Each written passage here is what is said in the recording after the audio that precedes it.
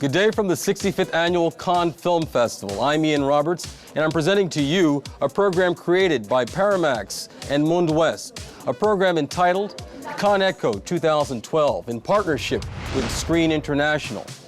In our program, we have a unique opportunity to take a look into the world of film finance. Through a series of interviews and roundtables, we gain valuable insight from the leaders of the film finance industry and how they are bridging the gap between unique storytelling and the financial resources to make them become a big screen cinematic experience.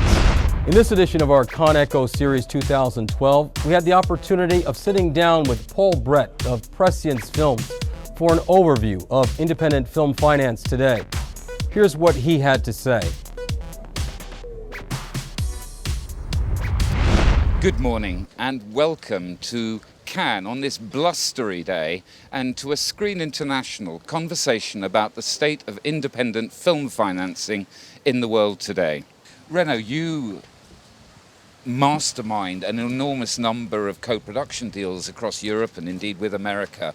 Do you find that all countries are going at the same speed? Or is that causing some issues as one country like Germany is lurching forward and others are perhaps lagging behind? I think certain territories are finding their natural co-production partners. I mean, I think at the moment the UK is actually partnering quite a bit with Germany, which hasn't sort of historically happened. I mean, the independent sector in Germany is becoming much more sophisticated. I mean, the UK has always been a very sort of traditionally big co-production space anyway. As has other territories like Canada.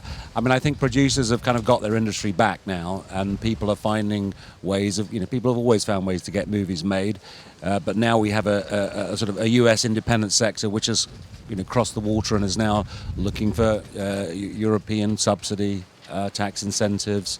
And a lot of people doing business that way, which is a very positive thing. And you're getting, most importantly, you're getting big talent coming and doing independent movies, and money's flowing in for it. Yeah. Reno, where do you see the most exciting areas to make film at the moment? You mean geographically? Geographically. Well, I think it's people make their movies where they think it's the best place to make them. So I don't think I think it's wrong for people to go somewhere just because they can get a few dollars for it. I think it has to make sense for a filmmaker. I mean, should ask Jen the question. It has to make sense from the filmmaker's point of view. I think internationally, as I say, there are some very strong territories. I think Germany's very strong. I think the UK in Europe is very strong.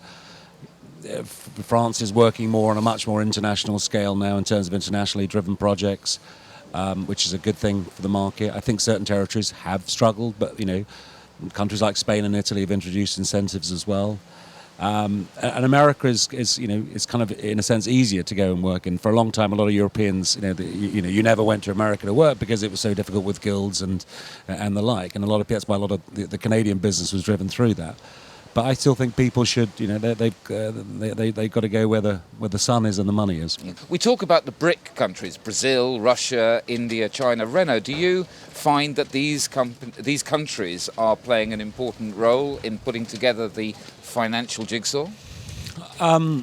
Well, at the moment, not enormously. I mean, the problem is sometimes around sort of bureaucracy of dealing with these territories from a production perspective and financing.